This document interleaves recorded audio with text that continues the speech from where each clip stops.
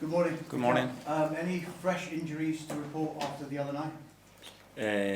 No, I think we have the same ones. Martinelli is still out. Saliba we have to wait and see.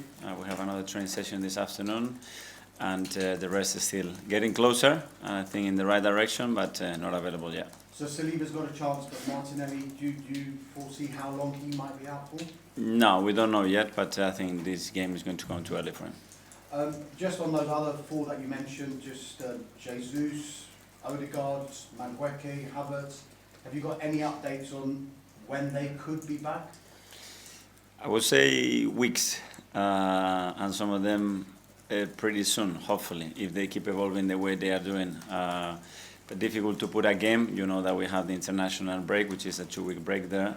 And after that, I think we'll have some back. I don't know if it's going to be all of them, some of them, but we'll be quite close by then. 8 wins on the spin now for your team. I'm guessing momentum is very, very difficult to build, but very easy to shatter in a way. Is that the message to your team, to keep the foot on the gas consistently? Yeah, and maintain the level of urgency, the concentration, the focus, the ambition that we are showing every game. And every game brings different challenges. Sometimes we have to be very patient. Some of the times we have to have a different approach. And the game against Burnley is going to be really tough. They are extremely well coached. I know it's called really well what is done with the club and with this team. It's formidable. And when you look at all the games, and I see 5 of those, the last games that they played, very, very tough team to beat. They are one of the 3 promoted teams. In the last 2 seasons, all 3 promoted teams have gone down. Currently, none of those 3 promoted teams are in the relegation zone. Can you put into context how competitive this particular Premier League is? Well, more than ever, I think the level is increasing year after year. Better structure, better organization, better decision making from clubs, managers, better players. So it tells you the difficulty of that. And when I look against big teams, the way they have behaved and how they have earned points or lose points, it's for very small margins, and that's the reality in this league. You've said before that you've loved every minute of being manager at Arsenal. Mm-hmm. I guess even win, lose or draw, you said that you loved it. Is picking this team currently fast becoming the worst part of your job? No, I cannot say that. It is the worst part in terms of the decision we set some players when you don't allow them to play, which is the hardest part in our job. But they acknowledge that as well, and at the end it's like when they make decisions, some good, some bad. I'm not judging every decision that they make. We cannot do that. So the other way around, this cannot happen. So at the moment we are dealing with it in a really positive way, and you can see the consequences to that in the impact that every player that is not playing is having, and when they have to play, the way they are performing. And you only do that with good preparation and good mental state. How do you manage that disappointment though? Because it's human nature for players to say, I should be playing, I deserve to play, but sometimes you have to tell them, actually, you're not going to be in the team today. Well, it's an education that you get since you are young and you decide to play football. You know that there's 11 players playing and then another 10 or 12 that they're not going to start the game. Doesn't mean they're not going to be important for the team. So hopefully that's an education that all of us got with the right coaches very early in our careers. If I have to do that right now, obviously it will be difficult. And just try to do it, with an open heart, understanding that you care about them and you want the best, and they will have their moments. And then, try to be as fair as possible when you see certain behaviors and that willingness to play, give them obviously the opportunity to play. Final one for me, Mikel. It's often said a team reflects their manager. When I'm watching Arsenal now, they look calm and controlled. Mm-hmm. When I'm watching you on the sidelines, you seem to be calm and controlled. Yeah, sometimes more than others, yeah. Are you? And I remember you were talking just before the Atletico Madrid game that you've been working on that side of it. What have you done to try and become a little bit more calm and controlled on the sideline? Well, I think it's the years. I think the trust and confidence that you have in the team as well, in the work that you do. Getting feedback, I think, is the best thing for people that are very close in our jobs, people that knows you really, really well. Where is that coming from? Because sometimes it's a way. I want my team to be very active, and and at the same time very creative and very disciplined. And if you want the manager to be like that, you cannot be just watching the game like this. So as well, it's something that is the way I am, is the way I live the game, and I want the players as well to live the game constantly with that body language. And from there, yeah, you can always improve. Thank you. Anita, Rooney? Morning, Hi. Mikel. I wanted to pick up on what you just said there. Are you able to maybe tell us who it is that you turn to for feedback? No, a lot of people, some of them, and I cannot say it here, but it's just that, and the good and the bad, all the ideas that they can bring to make us better. People that have a different perspective, they're not with us every single day, and probably that's the people that has the more clear picture about looking at things with a different idea or perspective to help us, not only me, but all the coaches, and for sure the players as well. Some of them we know, is that other managers by any chance? Yeah, other sports can be, but you will know them, yeah. Okay. And going back to the competitiveness of the team, after the game against Brighton, Mars Lewis Skelly said that he enjoys that competitive spirit and he loves to give you something to think about. Do you feel in virtually every position at the moment, all your players are giving you something to think about ahead of choosing a starting 11? Well, that's what we want to create. If we want to get the best out of all of them, those standards have to be set in training. And if you don't have that in training, very difficult to replicate it during matches. So it's the balance between the competition and the cooperation between the players as well to understand their role on the day and what they have to do. But I love that spirit. Scott Parker was also very complimentary about you. He said that it's an exceptional, well-oiled machine when it comes to talking about Arsenal. Do you feel the team is a well-oiled machine, or how far are they away from being that? Yeah, I think we are able to dominate a lot of aspects of the game. We can, of course, improve in many of them still, and that's a constant evolution as a team. But the more resources and the more things we can dominate throughout a game, especially in the Premier League, the better chance you have to win games. Thank you, Mr. Thank you. Ian Toxwell?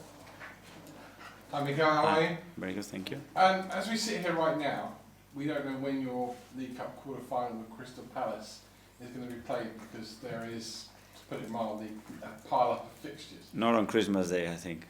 It's an option. Christmas Eve. It's an option. Okay. Hopefully not. I was wondering if you could speak to me about where we've got to now regarding players and supporters and how the amount of fixtures and how often they're coming is beginning to affect both players and supporters. Yeah. Well, every decision that we make in terms of a fixture has to be guided on two main things. I think players' welfare and then supporters. That's it. And the rest has to come very, very far away from that. And we should never forget that principle. That's the only thing I would say. Are we in a situation sometime soon, not now, but maybe in a season or two, if this continues in the amount of fixtures that big clubs are having to play, they may have to pull out of some competitions because they just can't fit all the games in? I hope we don't go. If we have that big piece of paper with those two principles there in front before we make any decision, all of us in our industry, we won't get there. If we don't and we just ignore that, then anything is possible. On a brighter note, we're coming into November. You're winning every game without conceding a goal. Other teams are inconsistent, let's put it that way, likes of Man City, likes of Liverpool. In terms of that, is this the perfect opportunity now for you and Arsenal to go and achieve what you want to? It's a big opportunity what we have ahead of us, but we have to continue with that level of consistency, and we know how difficult that is. And tomorrow is going to be an extremely tough match for us, and we're going to have to again hit those performance levels to end the game. And finally, you've spoken about how difficult it is to pick the team and tell players when they're in the starting 11 and not in the starting 11. Two youngsters the other night you were beaming about, one making his debut, Max Down, than we've seen before. How difficult is it to tell youngsters, kids, when they've played and they've had that high, sorry, maybe you're not starting next game or you may not even be in the squad next. How difficult is that for you? Because you said the other night it was one of the proudest nights you've had. Well, when you're delivering good news, it's so easy and it's so wonderful, and you get an incredible reaction. But you have to be prepared in our job to give other kind of news and messages sometimes. And it is for the best for the team and maybe not for the best of the individual.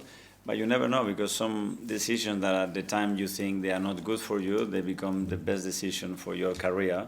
And I have experienced that myself. So take them, make the most out of them, and we'll see what happens next day. Tom from London.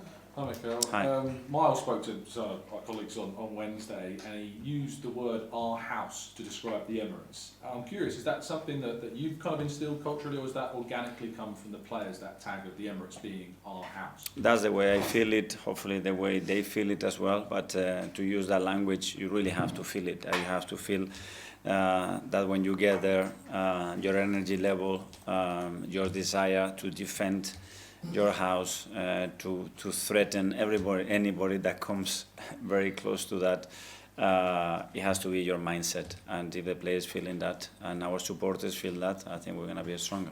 And when you now go away, as you do on Saturday, how does that messaging change, being in enemy territory, for instance? How does that change the wording, if you like, of what goes from our house to their house? Yeah, we go to a different territory. Obviously, we use a different language to that. But yeah, at the end, the purpose and what we want to achieve in the game is very similar, but the context changes because we are in a different situation. Simon, Standard. Mikel, just on the calendar and the fixture issues, Rodri last season spoke quite passionately about players feeling they're at the point where they might have to strike to get their voices heard. Is that when you talk about anything is possible, your kind of fears that people aren't being listened to, take sort of extreme measures to get what it is? Hopefully not. If we look after the players' welfare and our supporters, I think we're never going to get to that point. And that's it. And we have to close the window there. We cannot open that window. It has to be closed. It's our most precious value. We have the best league in the world, and we cannot just open any window for anything just to lose that, because we don't respect that and we forget what we are made of and what it makes this game and this league so special. And if we respect that, I'm sure we're going to be totally fine. Just on Nolly, Martin and Kai, you sounded pretty confident on them. That game after the international break is obviously the North London derby. Is your hope that you can have the trio back for that? Yeah, I'm excited because they are tremendous players. I see them work every single day, how desperate they are to be part of the team, the huge boost that is going to be for the squad to have. And those players, again, available after such a long time. So really happy that I think it's going to be very soon. James Athletic. Hi, Mikel. Hi. I just wondered, when you have a night like you did the other night in the League Cup, where players who played less are making a big contribution, academy players making a big contribution, what impact does that have in the dressing room in the days that follow? Do you see the transformational impact that can have? Absolutely, and especially when we talk about players that they are starting their careers, because we all been there, and that's something that I discuss with the players. I make sure that when Andre thinks about this day, he knows exactly the date, the team, the hour, and who we played next to that and what actually happened that day, because that's for the rest of your life, and we are all responsible to make that day, that night, very, very special for him. And the other fact, because you play a cup, that you are in or you are out, and if we want to win every trophy, want to be there, we have to be ruthless in every competition. And in order to achieve that, we're going to need any player, and in order to do that, you have to be at your best, and we have a lot of players that play very few minutes, but on -3, Kepa make that save, because every day he trains like a beast. And it's not a coincidence. You have got a really talented group, a big group as well. Do you have any concerns about sustaining a group of that size in the long term, or do you feel more that this is a necessity and other clubs will be following that example? Well, because I've been part of that. When I was here at Arsenal, we have an incredible squad. When I was at Manchester City, and you could pick 2 or 3 players per position. If you want to be able to Chelsea's or Liverpool when they win it, they all have it. We don't doing anything special, and thanks God we have it, because we have 5 or 6 players out, big players out, and we are having to use other kind of solutions as well, and the team remains competitive. So very necessary. I don't think you get away at that level with anything else than that. Okay, we'll do the last couple in the as live. Firstly, Phil at the back for PA. Hi, Mikel. Just one more on the fixture congestion. Is there an easy fix? Because obviously it's a topic that comes up season after season. Is there an easy solution to it? No, probably it's not easy, but it has to be doable, because if we are putting something that is not doable, then what are we doing? So it's doable for sure, so let's do it in the best possible manner, respecting players and supporters, that's it. And just in terms of Arsenal's form at the moment, when you go on a run like this, 8 wins in a row, 6 clean sheets, I mean, the confidence in the camp must be so high. Is there a feeling, that Arsenal are unstoppable at the moment? No, because you always have that sense of urgency, and you see the complications and the challenges that the next opponent is going to bring you, and we know that, and every 3 days with very little time to train and prepare, we always have to be like this, and I see everybody in their toes, ready for the next game, and accepting that challenge and understanding that the opportunity is there as well, and if we do what we have to do, we have a big opportunity to win again. James, ESPN. Okay, when does the title race start for you? I don't know, for you, in pre-season already. So for me, it's the first day in pre-season, just trying to prepare the team and individuals in the best possible way and go game by game, because this is going to be so long. There seems to be a real belief among the players that they can win it this year. I mean, do you encourage them to talk about it openly, or do you kind of shut it down? How do you treat that around the place? Well, we have to focus on the journey and what we have to do every single day. Fixing the outcome, of course, we want to win it, and the preparation is towards that. Great. And now you have said all the protocols, processes, ambitions, everything, but now you have to focus on what you have to do. If not, you get distracted with the rest, and I don't want any of that in and around the team. Because after finishing second for 3 years, it would be easy maybe to think there's a ceiling, we're never going to get there, but they seem to have been able to kick on past that. How have you done that? Because at the end you learn that the margins at the end to achieve it or not are multiple. So it can be that an opposition player is 1-against-1 against the keeper, he scores that goal, you are champion. The other keeper saves it, you are not champion. It can be other injuries, it can be other decisions, it can be a mistake of mine, it can be that many factors that we cannot control that outcome. What we can control is what we can do the best, that's it. Talking about Son. Talking about a lot of things that can He's the one you're thinking of, though. So it's a lot of factors that has to go your way. You can do a lot of great things, and still a lot of things have to go your way. And the injuries and the plays that you have to play, and they have to be there, and the personal lives have to be perfect, because if not, it can unbalance. It's so many things, guys, and it's still so long. And we've seen already the turnaround in the league, and you go to the Champions League is the same, other league is the same. We are in a really specific context at the moment, and let's focus day by day.